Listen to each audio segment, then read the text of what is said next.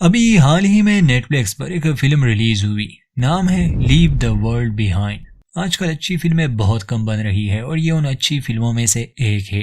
कहानी कुछ इस तरह है कि एक परिवार न्यूयॉर्क के लॉन्ग आइलैंड पर छुट्टियां बिताने चला जाता है और अगले ही दिन सब कुछ बदल गया। सिर्फ उनके लिए नहीं बल्कि करोड़ों लोगों के लिए। यह कहना भी गलत नहीं होगा कि जिस दुनिया को वो जानते थे वो बिल्कुल उलट जाती है।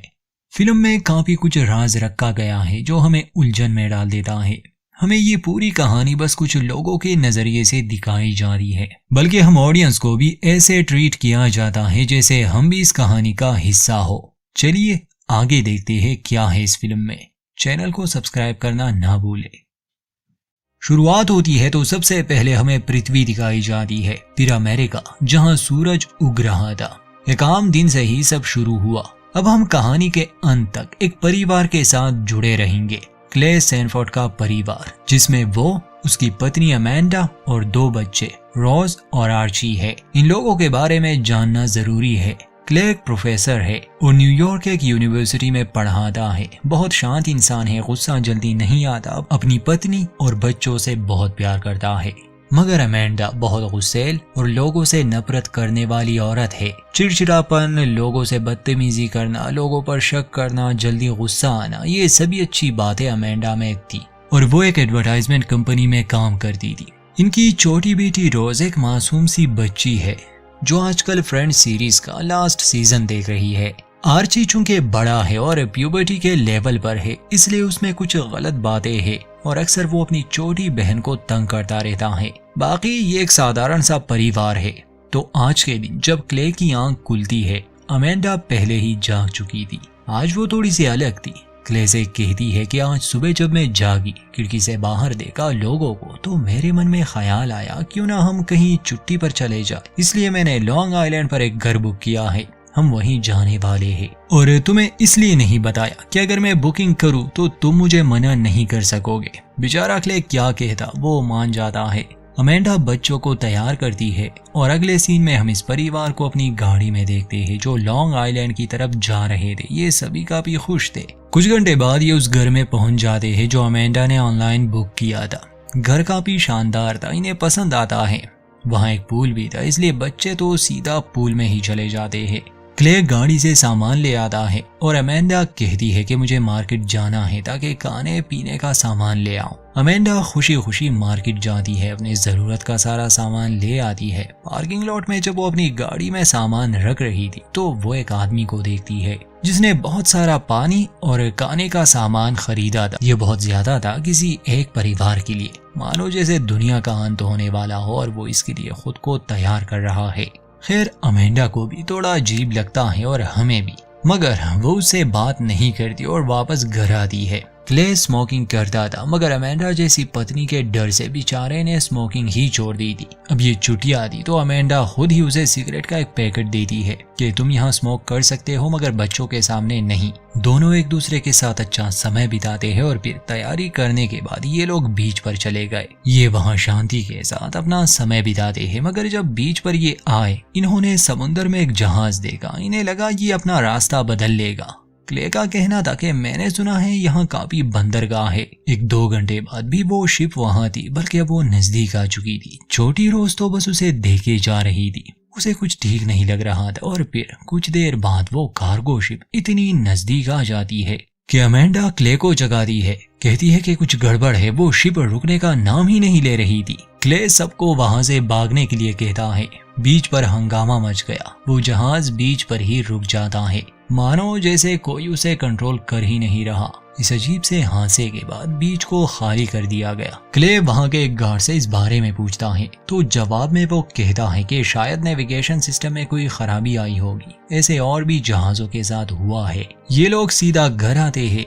आते ही इन्हें पता चला कि इंटरनेट भी काम नहीं कर रहा। क्ले ने टीवी भी चेक किया, उस पर भी कोई चैनल नहीं आ रहा था। ये ऑनलाइन अपने लिए खाना नहीं मंगवा सकते थे, इसलिए शाम को बर्गर पर ही गुजारा कर लेते हैं। रात को जब बच्चे सो गए, अमेंडा और क्ले नीचे ड्रिंक कर रहे थे। दरवाजे पर दस्तक होती है। एक लम्हे के लिए ये लोग डर जाते हैं। दरवाजा खोलने पर इनके सामने स्कॉट नाम का एक आदमी और उसकी बेटी रूथ खड़े थे। इन्हें हैरानी हुई क्योंकि किसी अजनबी का यहाँ आना बड़ा अजीब था। स्कॉट बताता है कि असल में ये घर हमारा है, आपने मुझे ही मेल किया था। वो अमेंडा का नाम जानता था मगर दोनों की बात नहीं हुई थी, इसलिए अमेंडा को शक था। स्कॉट कहता है कि क्या हम अंदर आ सकते हैं। क्ले उसे अंदर आने देता है। स्कॉट बताता है कि हम शहर में रहते हैं मगर वहाँ ब्लैकआउट हो चुका है, पावर जा चुकी है। मैं ऊंची बिल्डिंग में रहता हूँ, मैंने घुटने का ऑपरेशन किया है, सीढ़ियाँ नहीं चढ़ सकता, इसलिए हम यहाँ आए। मुझे पता है आप लोग छुट्टियाँ बिताने आए हैं, आपने पैसे दिए हैं, हम आपको जाने के लिए नहीं कह रहे,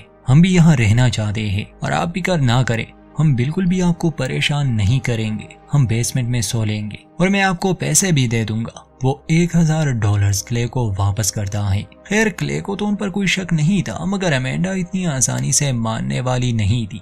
क्ले तैयार था कि अगर ये इनका घर है तो जरूर ये लोग यहाँ रह सकते हैं, मगर अमेंडा कहती है कि नहीं, मुझे अजनबियों के साथ रहने में दिक्कत है, हम आपको यहाँ रहने की इजाजत नहीं दे सकते। इस बार स्कॉट की बेटी रूथ थोड़ी भड़क जाती है, कहती है कि ये हमारा ही घर है। अमेंडा और क्ले अकेले में बात करते हैं। अमेंडा को शक था, अजीब अजीब से ख्याल उसके मन में आ रहे थे, मगर क्ले बताता है कि ये लोग मुसीबत में हैं, मुझे नहीं लगता वो हमें नुकसान पहुंचाने आए हैं। स्कॉट ने इनके सामने एक कैबिनेट को भी खोला था तो क्ले कहता है कि अगर ये इनका घर नहीं होता तो भला वो इसे खोल सकता था क्या, उसके पास चाबी थी। अमेंडा गुस्सा करती है कि घर में उनकी एक भी तस्वीर नहीं, वो झूठ बोल रहे हैं, घर उनका नहीं, वो गलत इरादे से यहाँ आए होंगे। क्ले समझाता है कि मैं उनसे बात करता हूँ, अगर मुझे थोड़ा सा भी शक हुआ तो मैं उन्हें जाने के लिए कह दूंगा। एक बार फिर से ये दोनों उनसे बात करते हैं। स्कॉट बहुत अच्छे से पेश आता है। अमेंडा कहती है कि ठीक है, मुझे अपनी आईडी दिखाओ, मगर एक समस्या आती, स्कॉट अपना वॉलेट कहीं छोड़ आया था। खैर बाकी उसकी बातों से तो ऐसा नहीं लग रहा था कि वो कोई सनकी पागल है, बल्कि अंदर ही अंदर वो काफी घबराया हुआ था। तभी रूथ टीवी चलाती है जिस पर आपातकालीन प्रसारण चल रहा था। हर चैनल पर यही था। स्कॉट ने जैसा कहा कि शहर में ब्लैकआउट हुआ है, यहाँ इंटरनेट का काम ना करना, टीवी पर कोई खबर नहीं, ये सभी बातें इन्हें उलझन में डाल देती है। खैर एक बात तो साबित हो गई कि सच में कोई गड़बड़ है, इसलिए स्कॉट और उसकी बेटी को वहाँ रहने दिया जाता है।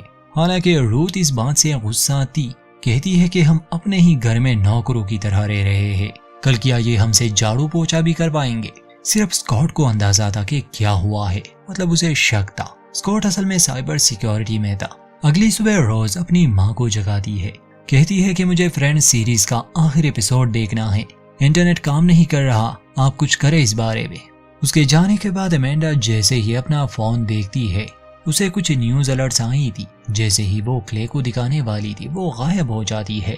खैर क्ले का कहना था कि शायद किसी ने सब कुछ हैक कर लिया है, मगर अमेंडा को एक ही बात की फिक्र थी, वो ये कि उनके घर में 2 अजनबी है।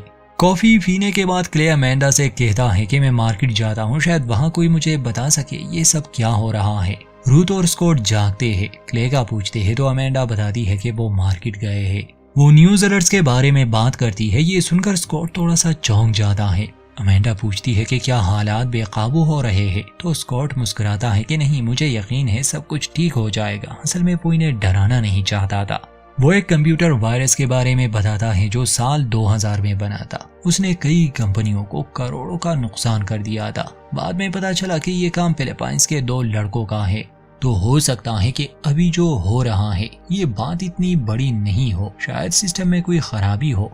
हमें ज्यादा इसके बारे में सोचना नहीं चाहिए। चाहे स्कॉट उन्हें हिम्मत ही क्यों ना दे रहा था, मगर हालात बता रहे थे कुछ ठीक नहीं।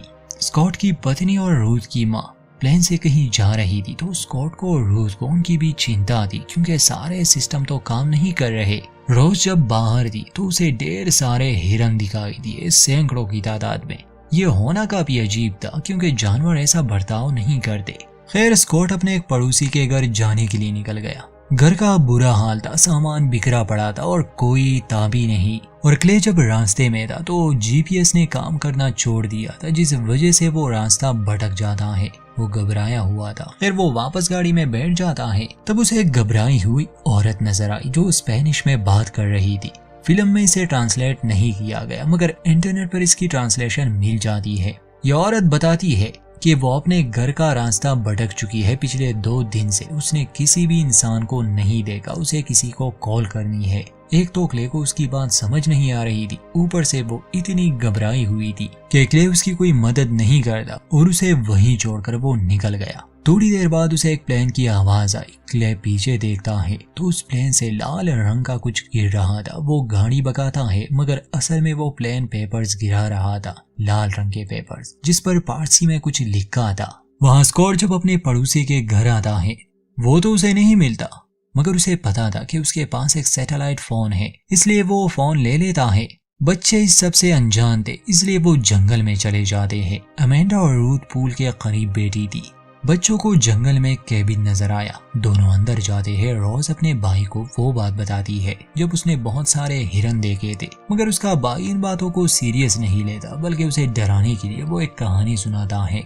जब ये दोनों वापस आ रहे थे तो आर्ची को एक कीड़ा काट लेता है। स्कॉट उस सैटेलाइट फोन को ट्राई करता है मगर वो काम ही नहीं कर रहा था। और कुछ देर पहले हमें अंतरिक्ष में दिखाया गया कि अमेरिका का सैटेलाइट अपनी दिशा बदल लेता है। शायद यही वजह है कि अब स्कॉट के हाथ में जो फोन था वो काम नहीं कर रहा। वो बीच पर चला गया जहां समुद्र के किनारे एक प्लेन क्रैश हो चुका था और हर तरफ लाशें थी। दिल दहला देने वाला एक मंजर था। अजीब था कि वहाँ कोई जिंदा नहीं था, कम से कम जख्मी तो होने चाहिए थे। तभी स्कॉट को एक और प्लेन दिखा जो सीधा इस ओर आ रहा था। स्कॉट समझ जाता है कि ये भी यहाँ क्रैश होने वाला है। जान बचाकर वो भागने लगा। प्लेन सीधा समुद्र के किनारे क्रैश हो जाता है और पानी की एक बड़ी लहर की वजह से स्कॉट गीला हो गया। ये सब अपनी आंखों से देखने के बाद उसे समझ आ गई कि सच में हालात काबू से बाहर है। वो घर आता है मगर अपनी बेटी को सच नहीं बताता कि उसने एक प्लेन को क्रैश होते हुए देखा। गीला होने का कारण वो पूल में गिरना बताता है। वो रूथ को सूखे कपड़े लाने भेजता है और अमेंडा को कहता है कि सैटेलाइट फोन काम नहीं कर रहे। सब कुछ बंद हो भी जाए तो भी सैटेलाइट फोन काम करते हैं। अमेंडा को यकीन नहीं आ रहा था, इसलिए स्कॉट बताता है कि मैंने एक प्लेन को अपनी आंखों से गिरते हुए देखा। बच्चे अभी भी बाहर थे। तभी इन्हें एक आवाज सुनाई दी, एक तेज आवाज। इन्हें अपने कानों पर हाथ रखना पड़ा। अमेंडा को बच्चों की फिक्र थी, इसलिए वो जंगल की तरफ चली जाती है। खैर बच्चे उसे मिल गए, वो उन्हें घर ले आती है। सब ठीक थे मगर क्ले अभी तक घर नहीं आया था। आर्ची का कहना था कि पता नहीं वो आवाज किस चीज की थी, पर मैंने कान सही से बंद नहीं किए थे और अब मुझे काफी अजीब लग रहा है। अमेंडा बच्चों को कमरे में भेज देती है और स्कॉट से पूछती है कि बता वो क्या था, तुम्हें इस सब की जानकारी है? स्कॉट बताता है कि ये किसी प्लेन की आवाज नहीं हो सकती, ना ही ये कोई बम था। ये किसी तरह का सोनिक हथियार हो सकता है। अब ये कुछ कह नहीं सकता। अमेंडा उस पर भड़क जाती है कि कुछ देर पहले तो तुम बड़े बड़े अंदाजे लगाकर मुझे डरा रहे थे। उसे एक क्ले की फिक्र थी। कहती है कि कुछ भी ठीक नहीं, शायद हमें बाथटब में पानी भरना चाहिए। पता नहीं ये सब कब तक बंद रहेगा। ये बात स्कॉट अपनी बेटी से छुपाना चाहता था मगर अब वो जान गई। इस बात से वो काफी दुखी हो गई। तब अमेंडा बताती है कि 2 दिन पहले मैंने एक आदमी को मार्केट में देखा था। वो जानता था कि ये सब होने वाला है। उसने ढेर सारा पानी और खाने का सामान लिया था। स्कॉट बताता है कि वो डेनी है, वही कॉन्ट्रैक्टर जिसने मेरे इस घर को डिजाइन किया है। वो हमेशा इन हालातों के लिए तैयार रहता है और शायद उसे इस सब का अंदाजा हो चुका था। इतने में क्ले भी लौट आया जो काफी डरा हुआ था। वो बताता है कि मैंने रास्ते में एक प्लेन को देखा जो ये पेपर्स फेंक रहा था। आर्ची ने चूंकि किसी वीडियो गेम में एक वर्ड को देखा था तो वो कहता है कि इस पेपर पर लिखा है अमेरिका की मौत। बाकी क्या लिखा है ये नहीं समझ आया मगर इसमें कोई शक नहीं कि अमेरिका पर हमला हो चुका है। किसने किया नहीं पता मगर हालात ठीक नहीं थे। जान बचाने के लिए अमेंडा और क्ले अपने बच्चों को लिए वापस से शहर जाने का फैसला करती है। स्कॉट उन्हें सलाह देता है कि ऐसा मत करो, शहर के हालात बदतर होंगे, तुम लोगों को यहीं रुकना चाहिए, यहाँ सुरक्षित रहोगे तुम। अमेंडा और क्ले उसकी बात नहीं मानते और हाईवे के लिए निकल जाते हैं मगर वहाँ ढेर सारी टेस्ला कार्स जो ब्रांड न्यू थी एक दूसरे से टकरा चुकी थी। उन्होंने रास्ता ब्लॉक कर दिया था, उसमें कोई भी नहीं था। वो ऑटो मूड पर थी। उन गाड़ियों की वजह से पूरा रास्ता बंद था और तब अमेंडा को रियलाइज होता है कि सिस्टम में गड़बड़ी की वजह से ये यहाँ आकर रुकती है। वो जल्दी से गाड़ी में बैठ गई क्योंकि और भी कार्स इस तरफ आ रही थी। ये लोग खुद को बचाने में सफल रहे। अब कोई और चारा नहीं था, इसलिए ये वापस स्कॉट के घर में आते हैं। सभी लोग काफी परेशान थे। अमेंडा के कहने पर क्ले बाथटब में पानी भरने लगा। रूथ उसके पास आती है और पूछती है कि क्या आप मेरे साथ स्मोक करेंगे। दोनों ही टेंशन में थे, इसलिए वो उसके साथ स्मोक करने लगा। बच्चे अपने कमरे में थे। अमेंडा और स्कॉट के बीच बातें होती है, जिसमें स्कॉट बताता है कि वो अपने क्लाइंट से मिला था जो बहुत बड़े प्रोजेक्ट्स पर काम करता है, इतने बड़े कि वो पेंटागन के खुफिया प्रोजेक्ट्स होते हैं। कुछ दिन पहले मैंने उसकी एक बहुत बड़ी अमाउंट ट्रांसफर की थी। बड़े लोगों को ऐसे खतरे की खबर पहले ही मिल जाती है। वो जानता था इस बारे में। उसने बस इतना कहा मुझे कि अपना ख्याल रखना। अब मुझे उसकी बातें समझ आने लगी। उसे मेरे लिए बुरा लग रहा था। इसके अलावा भी दोनों की कुछ बातें होती है। फिर गम बुलाने के लिए ये म्यूजिक लगाते हैं और डांस करते हैं। घर के लॉन में रूथ और क्ले बेटे इस हालात को लेकर बात कर रहे थे। क्ले बताता है कि एक बात हमने तुम लोगों से छुपाई थी, वो ये कि जब हम बीच पर गए थे वहाँ एक समुद्री जहाज आकर रुक गया। वो बेकाबू हो चुका था। इतने में इन्हें एक आवाज सुनाई दी। ये पूल में जाते हैं तो वहाँ ढेर सारे फ्लेमेंगोज आए थे। एक और अजीब सी घटना, वहाँ घर में अमेंडा स्कॉट को गले से लगाती है और हौसला देती है कि तुम जल्द ही अपनी पत्नी से मिलोगे। और थोड़ी ही देर में फिर से वो आवाज, जिससे ये सभी सर पकड़कर बैठ जाते हैं।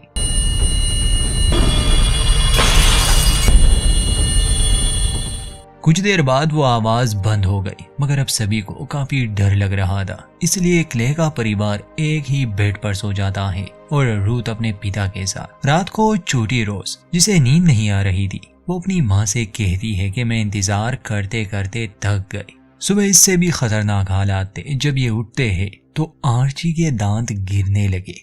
अमेंडा और क्ले बहुत घबरा जाते हैं। वो समझ ही नहीं पा रहे थे कि हो क्या रहा है और वो क्या करे, क्योंकि मदद के लिए तो वो कॉल भी नहीं कर सकते थे। रोज भी कहीं चली गई थी, इन्हें मिल नहीं रही थी। स्कॉट बताता है कि वो आदमी डैनी, जिसे तुमने पार्किंग लॉट में देखा था, वो यहाँ पास में ही रहता है। मुझे यकीन है उसके पास काफी सामान है और हो सकता है कि उसके पास आर्ची के लिए कोई मेडिसिन भी मिल जाए। रूथ अपने पिता से नाराज थी कि वो उसे छोड़कर दूसरे लोगों की मदद कर रहा है, मगर स्कॉट वादा करता है कि वो 1 घंटे में लौट आएगा। आर्ची को लिए स्कॉट और क्ले डैनी के घर जाते हैं। ये दरवाजे पर दस्तक देते हैं। डैनी के हाथ में गन थी। वो इन दोनों से कहता है कि वहाँ दूर अपनी गाड़ी के साथ खड़े रहो, फिर बात करेंगे। स्कॉट हैरान था क्योंकि डैनी उसका दोस्त हुआ करता था और अब वो पूरी तरह से बदल चुका था, मानो जैसे जिंदा रहने की एक जंग शुरू हो चुकी हो। स्कॉट उनसे मदद मांगता है।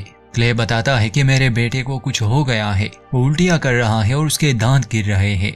डैनी बताता है कि दांत गिरना कोई बड़ी बात नहीं है, ये और भी जगहों पर हो चुका है। ये तेज आवाज जो बार बार सुनाई देती है, ये सीधा दिमाग पर असर करती है। मैं तुम्हारी कोई मदद नहीं कर सकता, चलो जाओ यहाँ से। बल्कि मैं तो हैरान हूँ कि तुम लोग अपने घरों से कैसे निकले। स्कॉट पूछता है कि ये तुम कैसी बातें कर रहे हो, हम दोस्त थे।